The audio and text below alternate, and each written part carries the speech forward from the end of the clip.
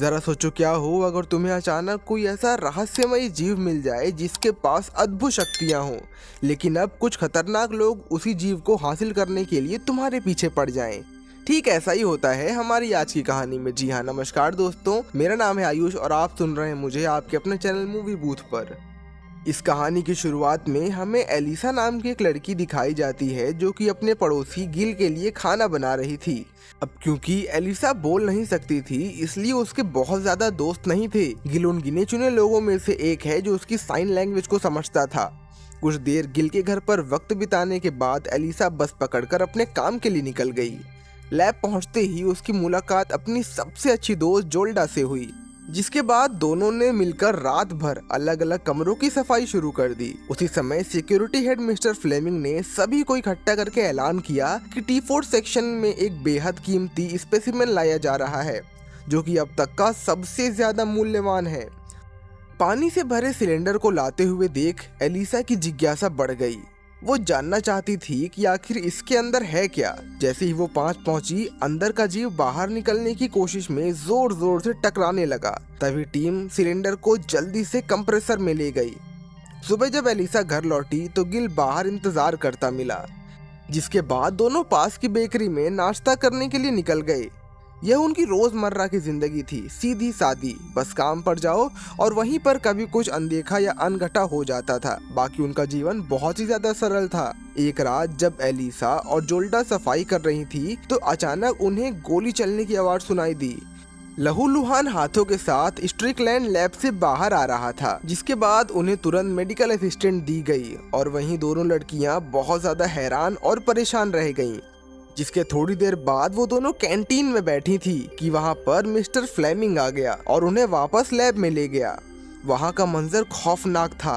फर्श पर चारों तरफ खून फैला हुआ था। सफाई करते वक्त एलिसा को एक इंसान की उंगली पड़ी मिली।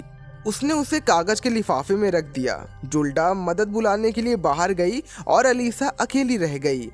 वो सिलेंडर के पास गई तो उसने देखा कि अंदर का जीव बुरी तरह से जख्मी था। अगले दिन सुबह एलिसा गिल के घर पहुंची, नाश्ता किया और कॉफी पी। जिसके बाद वहां से जाते जाते गिल ने अपनी नई पेंटिंग उठाई और हंसते हुए कहा, अगर ये बिक गई तो तेरे लिए अच्छा सा तोहफा लाऊंगा। रात को काम पर जाकर एलिसा चोरी छुपे उस टैंक तक पहुंची जहां जीव को अब जंजीरों से बांध दिया गया था। उसने एक उबला अंडा खिलाने की कोशिश की। शुरू में तो उस जीव ने डराने की कोशिश की, लेकिन जैसे ही एलिसा अंडा रख के पीछे गई उसने खा लिया और तुरंत पानी में डूब गया। थोड़ी देर बाद स्ट्रिकलैंड ने एलिसा और जोल्डा को अपने दफ्तर बुलवाया। वहां पर वो उन दोनों का शुक्रिया अदा करने लगा क्योंकि उन दोनों की ही वजह से उसकी कटी हुई उंगली उसके हाथ में दोबारा जुड़ गई। हालांकि उसे अभी भी ये यकीन नहीं था कि उसका हाथ दोबारा काम करेगा कि नहीं। उसने एलिसा की गर्दन पर एक पुराना निशान देखा जिसे जिल्डा ने बताया कि अरे ये तो बचपन का निशान है। जिसके बाद स्ट्रिकलैंड ने उन्हें कहा कि अब यही दोनों उस कमरे की सफाई करेंगी जहां पर वो जीव रखा गया है, लेकिन ज्यादा देर वहां ठहरेंगी नहीं क्योंकि वो जीव बहुत ज्यादा खतरनाक है। उसने उन्हें ये भी बताया कि अमेज़न नदी के किनारे हमें ये जीव मिला था और वहाँ के आदिवासी इसे प्रकृति का देव मानते हैं, मगर स्ट्रिकलैंड की नज़र में वो सिर्फ एक अनोखी प्रजाति थी और कुछ नहीं। वहीं दूसरी तरफ एलिसा ने उस जीव का भरोसा जीतने की ठान ली थी। अंडे और गानों के सहारे वो उसके पास बैठने लगी। समय बीतते बीतते दोनों के बीच दोस्ती काफी ज्यादा गहरी हो गई। एलिसा ने साइन लैंग्वेज से उसे इंसानों के बारे में समझाना शुरू कर दिया। एक दिन डॉक्टर रॉबर्ट ने दोनों को एक साथ देखा और दंग रह गए। उसे समझ में आ गया कि यह जीव इंसानों से संवाद कर सकता है। जिसके बाद उसने तुरंत रशियन एजेंट म्यूरिल कोवी से मुलाकात की और उससे कहा कि हमें इस जीव को कब्जे में लेना बहुत ज्यादा जरूरी है। उधर एलिसा जब अगली बार लैब पहुंची तो उसने अपने दोस्त को बेहद घायल पाया। वो उसे छुड़ाने वाली थी कि स्ट्रिकलैंड वहां पहुंचा। उसने करंट वाला हथियार उठाया और बार बार जीव को तड़पाने लगा। एलिसा छिपकर देख रही थी मगर अपने दोस्त की चीखें सुनकर टूट रही थी। जमीन पर पड़ा अंडा देखकर स्ट्रिकलैंड समझ गया कि कोई इसे चुपके से खाना खिला रहा है। तभी जनरल हेयाटी आया और पूरे खून खराबे पर सवाल उठाने लगा। रॉबर्ट ने बताया कि ये जीव धरती और पानी दोनों में सांस ले सकता है। विज्ञान के लिए ये किसी करिश्मे से कम नहीं है, लेकिन स्ट्रिकलैंड इसे काट फाट कर इसका रहस्य जानना चाहता है। जीव बेहोश हो गया और रॉबर्ट ने उसे पानी में डालने का आदेश दे दिया।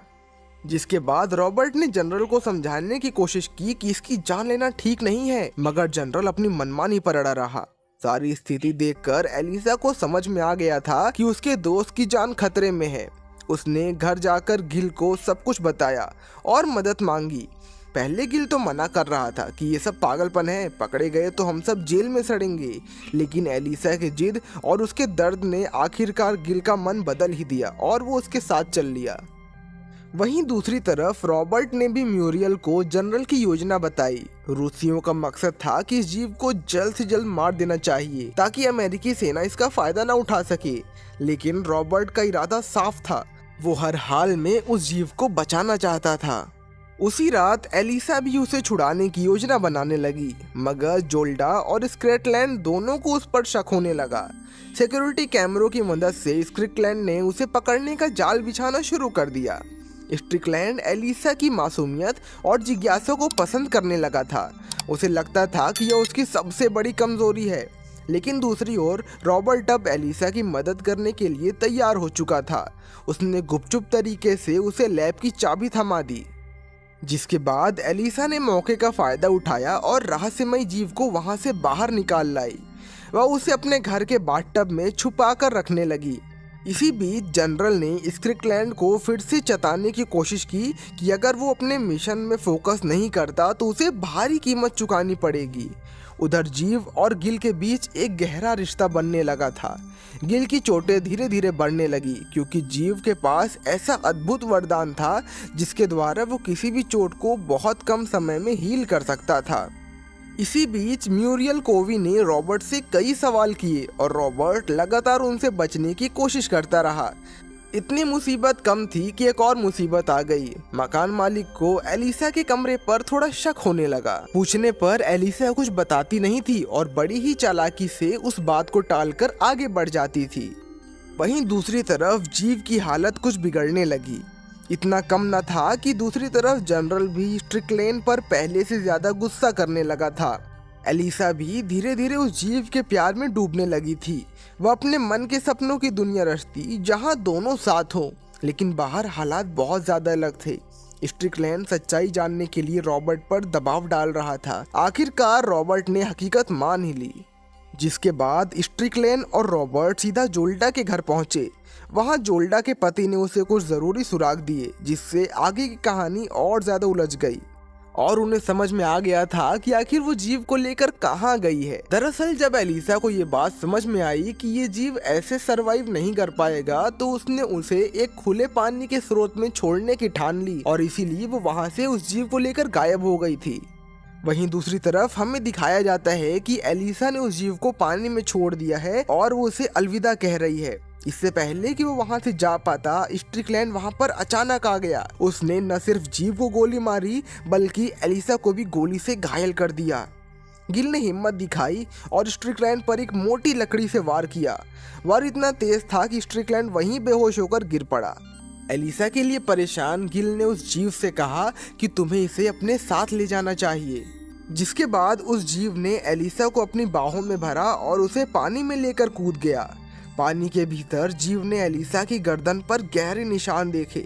वो निशान इतने गहरे थे कि वो उसकी जान तक ले सकते थे। तभी उस जीव ने एलिसा को प्यार से चूमा और अपनी रहस्यमय शक्तियों से उसके निशान को भर दिया। वो पल जादुई था, मानो दो दुनियाएं एक हो गई हों।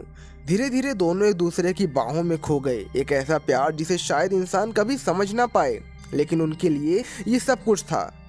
तो दोस्तों इसी के साथ हमारी मूवी यही खत्म होती है। वीडियो पसंद आई हो तो प्लीज़ वीडियो को लाइक करके चैनल को सब्सक्राइब कर दीजिएगा और कमेंट में हमें ज़रूर बताइएगा कि आखिर आप ये वीडियो कहाँ से देख रहे हैं। चलिए मिलते हैं अगली कहानी के साथ, तब तक के लिए टेक केयर, बाय बाय।